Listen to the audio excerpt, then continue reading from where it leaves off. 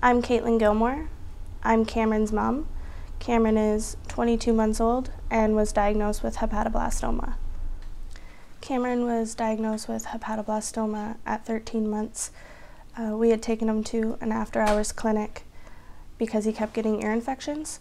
So the doctor did like a thorough check on him and found a mass in his stomach. Well, he said that it felt as though he had an enlarged liver. So we went for an ultrasound the next day, and they had said that he had a mass in his liver.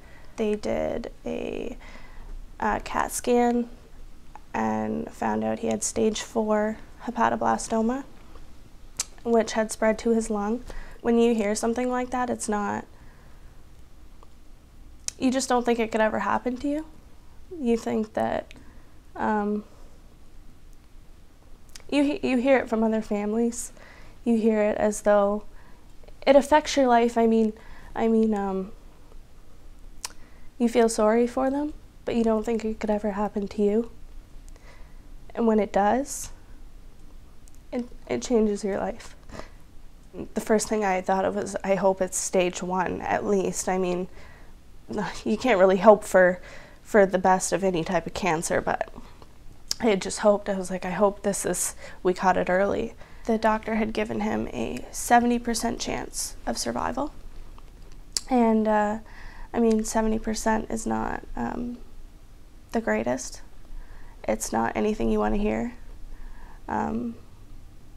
But I kept thinking in my head that 70 is above 50. You know, it's on the higher scale of the percentage. I wasn't okay with it, but I accepted it. Halfway through his treatment, he wasn't doing as well as what they had thought. The chemo wasn't working as well as what they had thought. The doctor had told us that his chances had significantly dropped down to 50% or lower. At that point, everything that I had said or thought to myself about, you know, it's on the upper scale, where I'm okay with it, was completely gone.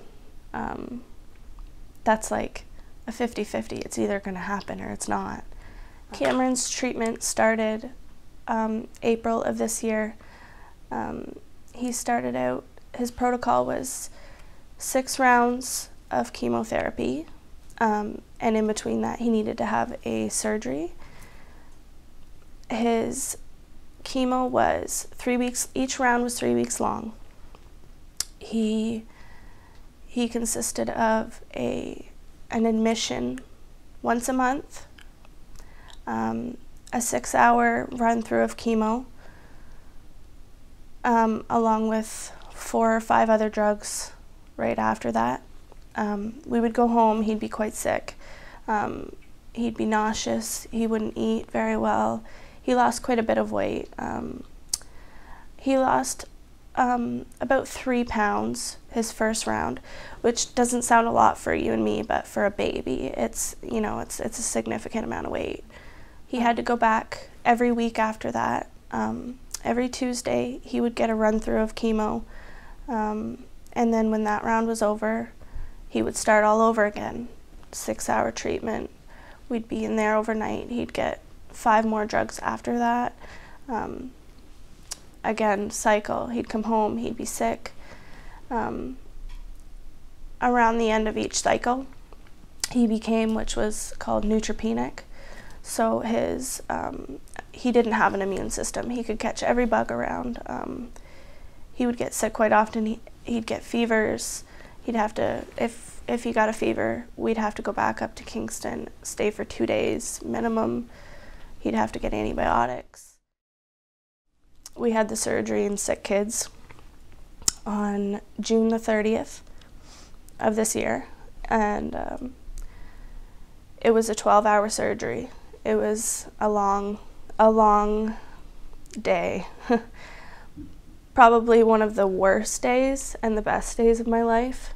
We found out 2 weeks ago, approximately 2 weeks ago, that he is in remission.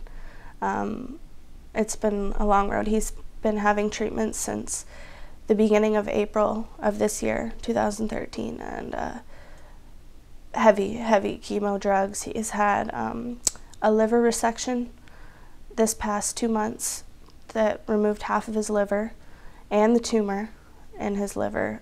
They weren't sure whether they were going to get it all. They weren't sure how successful the surgery was going to be, but they got everything. We won't hear cancer-free for 5 years, but I have faith in him more than anything. I mean, to go through something like this and so many needles and so many, pokes and all this stuff is just amazing how much of a happy attitude he has. And I'm hoping now that he can actually be a normal little boy and do everything a little boy should do.